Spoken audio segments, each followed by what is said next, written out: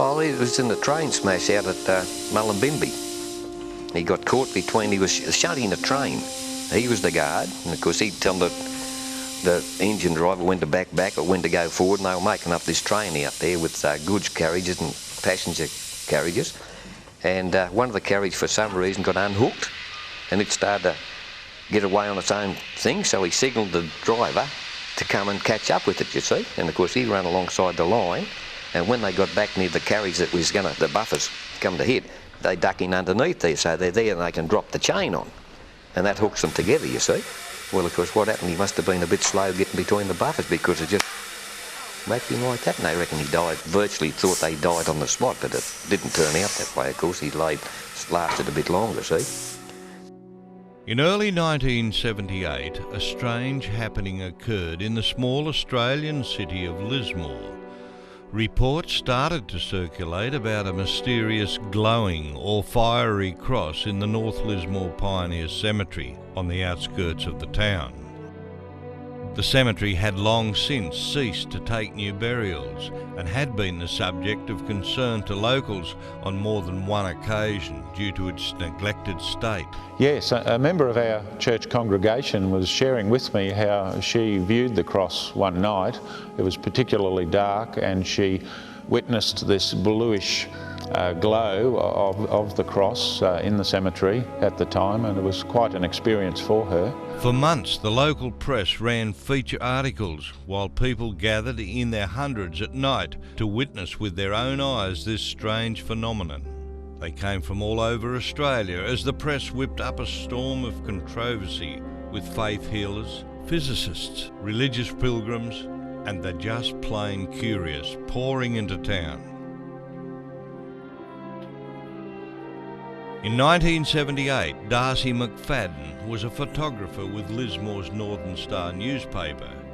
He and Alan Leighton, the Chief of Staff, now deceased, responded to a reader's letter searching for answers to the glowing cross. Our Chief of Staff was Alan Leighton, who was a very, very experienced journalist, and he came to me quietly and said that there was a lady, an elderly lady in Magellan Street who had actually seen this cross glowing, and would we come down and she'd like to tell us about it. So that's where we finished up. We went down to speak to the lady about it, and she certainly convinced us that we should go and sort of see this glowing cross. Alan said to me, well, let's keep this very, very quiet because, you know, so what we'll do is we'll go over there. When can we go? Well, I said, well, OK, we'll go tonight. So we finished up, we went over to the cemetery and had a bit of a look, and there was nothing to be sort of seen there. So we went down where the lady told us actually we should go to look, and after some considerable time off the road, we were sort of up and down the fence line and inside the fence, outside the fence in the paddock. My main worry was whether I was going to get bit with a snake because it's very long grass. But, you know, we walked around there and we just thought to myself, well, we can't see anything. We'll have to go and, you know, eventually get somebody to come and show us where it was.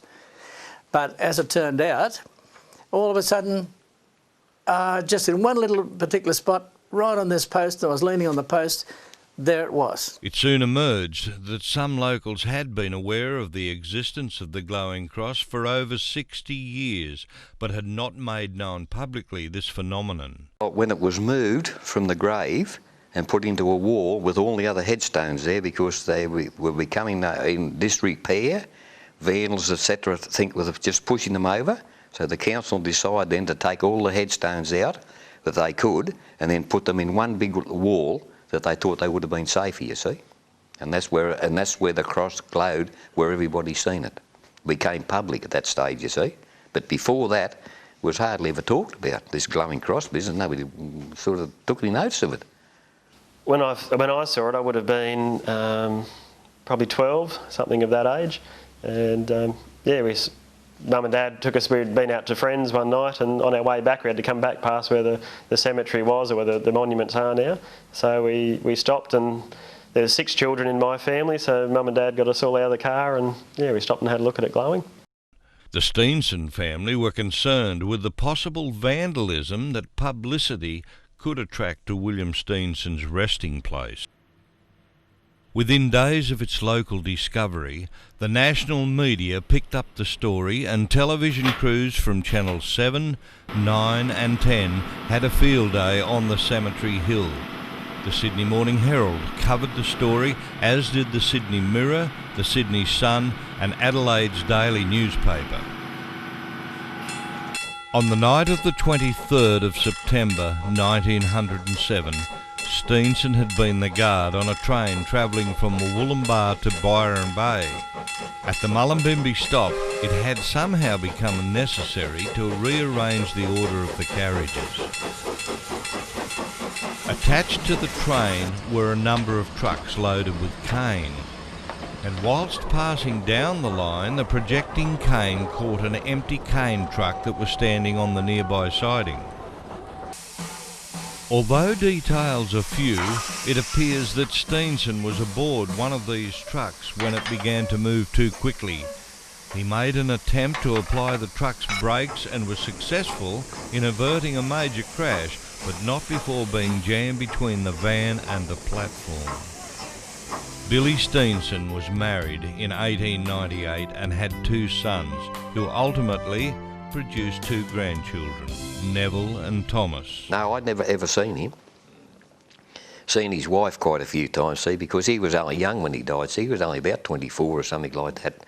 Don't quote me on the dates, but about 24 or something like that when he died, see. Well, his wife, she was about 89, 90 when she died, see. So we had a fair bit to do with her after the son died, see. Debate raged in the community about what made the granite cross glow. While some claimed it was reflected light, others thought it was the properties of the stone itself or even the supernatural at work. We're Catholic upbringing, so we just, no, it wasn't supernatural or scary or anything like that to us. It was really curious and a matter of interest, I suppose, amongst the family. So they got a message from the Bishop of Lismore even at the time, and they were trying to tell him that it might be that's something from up above, but he could have said, we don't put any credence in that. Religious matters affect people deeply, and as Christians we believe in spiritual realities and spiritual powers, both good and evil. The cross is such a powerful symbol of the Christian faith and so strongly representative of the goodness of God and his rescuing love in the message of the gospel, the good news of God's love reaching out to all humanity that is so strongly linked to the cross, that maybe people associated with spiritual powers from the other direction could have been quite upset with the impact of this glowing cross favouring the Christian faith. Well, now the cross is a very powerful icon, particularly in Christianity. It is a fundamental symbol, particularly in the Catholic faith. And one of the events of history that has helped to give it prominence has been the conversion of the Emperor Constantine, I think in about the 4th or the 5th, I'm not sure, but it was around about the 4th century AD. It is said that he had a vision of the cross as replacing the sword, and he was promised that if he were to use this as a symbol for his armies, he would conquer. And there was a civil war in Rome at the time, and he was victorious. And it was from then on that the Christian faith became the national religion of the Roman Empire. I don't think the churches would have put much stock in it. Normally, if there's something out of the normal, the churches go into denial anyway. That's their mode. Initially, the Northern Star's reporter, Alan Layton, and photographer Darcy McFadden put the phenomenon down to the granite cross reflecting light from somewhere, while also playing up the suggestion that the supernatural may be involved. After conducting their own ineffectual experiment by shining car headlights onto the gravestones, Layton suggested that the only way to tell for sure would be to wait for a blackout on a moonless night. Well, I was also very, very sceptical about it actually glowing, even though I was there and saw this bright cross glowing. But my firm belief is that is a reflection. Alan Leighton didn't have long to wait. Within the week there was a blackout at approximately 1 a.m. Blackouts were a common feature of country life at this time. Nearby residents, Merv and Thomas Speeding, rushed to a viewing point and reported that there was still a glow on the cross, but not nearly as bright as when the streetlights were going. I think it's the boy upstairs, like I told you. He's trying to tell us something. Yes, yes. Like I told you in the kitchen, like there's Bernadette and the Fatima, Lady of Fatima. Back in those days, they didn't have cameras and everything, did they? But people believed in it. But here today, it had cameras and had thousands of people who saw the glowing cross. So there was no foolery with it. It was definitely glowing. Wanting to either confirm or deny a suggestion that the cross's glow may have been a hoax, the Northern Star went to the trouble of bringing in an industrial chemist to look for signs of chemical tampering with the cross. The unidentified chemist examined the cross and declared that there was no evidence of paint or other work that would cause the cross to glow. I know a lot of people that's seen it and used to go up and have a look at it of a night, and no, there's a lot of stories going around, but I don't think it did. I think it's maybe a bit of phosphorus or something in the stone, or that stone, you know, there's a hell of a lot of that stone around. So, and I don't know of any other Balmoral red granite anywhere that glows. A lecturer in geology from the Queensland Institute of Technology, Mr. William Ridley, ruffled the feathers of the rational thinking when he refused to rule out the supernatural as an explanation for the cross's glowing properties. Anything is possible, he said, particularly given the nature of Mr. Steenson's death. Although it appears he did not actually sight the cross himself, Mr. Ridley claimed that the cross wasn't composed of graphic granite, as had been previously stated. Instead, he said it was more likely to be true red granite composed of orthoclase, quartz, and probably biotite. And I could only think of things like some form of radiation or impinging upon the cross itself that may be causing minerals to react by emitting light. But for minerals to exhibit such phenomenon usually require some external source, and there are some minerals which are very good at glowing when irradiated by ultraviolet light. But for the minerals present in this particular cross, notably orthoclase, now quartz and possibly mica, well, one is assuming from the description that it is a typical red granite. What can happen, of course, is the orthoclase with its potassium is naturally radioactive, but only to a very low degree.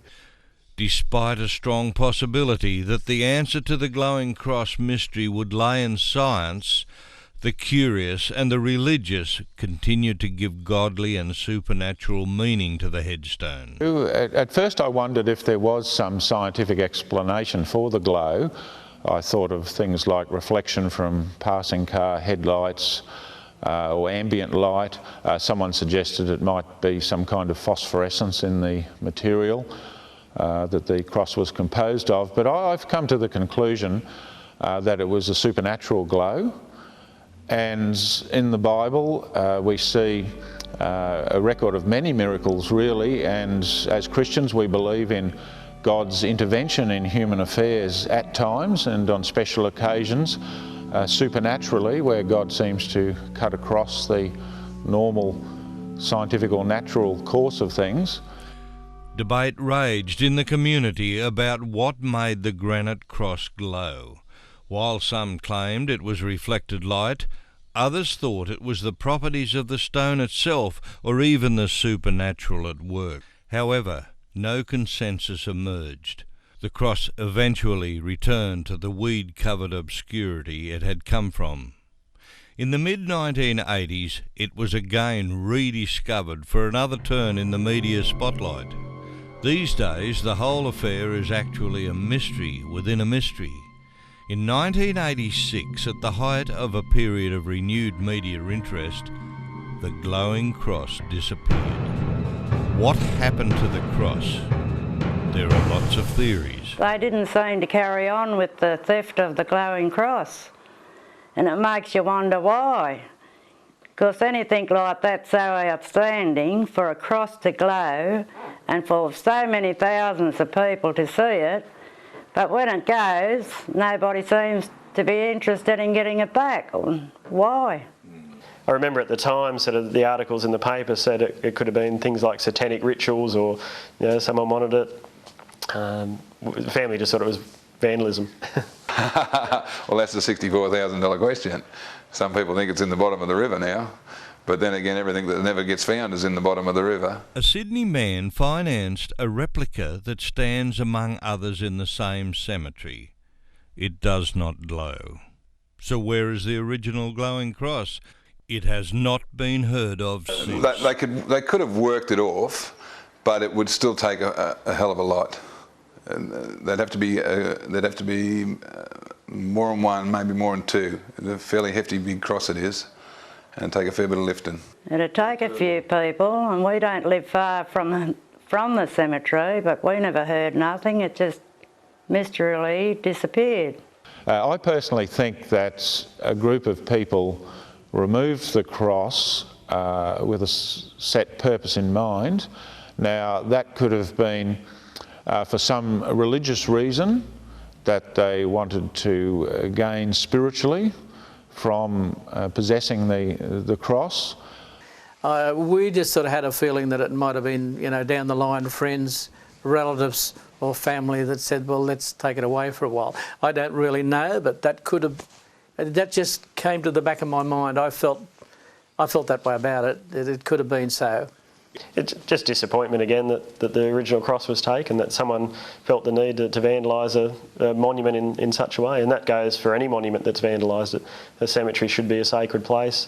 It was taken away, and we've never heard any more about it since that date, actually. And of course, the story of it now has just passed away, because I don't think this one is glowing, and as time passes on, people forget about it. Yes, it'd be interesting to know where it really went to. I think that's quite the mystery of the whole thing.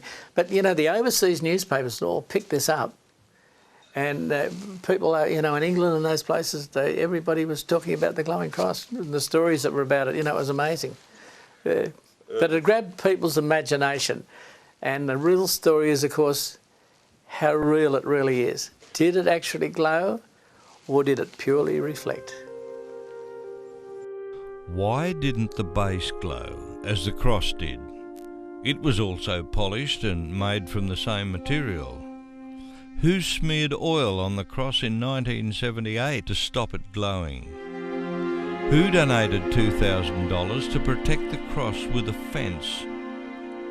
Who repaired the cross in 1984? Who was Kevin Flint, and why did he replace the cross? And where is Kevin Flint today?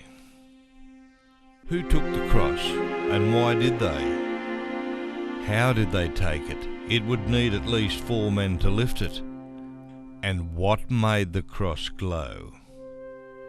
While these questions go unanswered, the glowing cross at Lismore will remain one of Australia's greatest mysteries.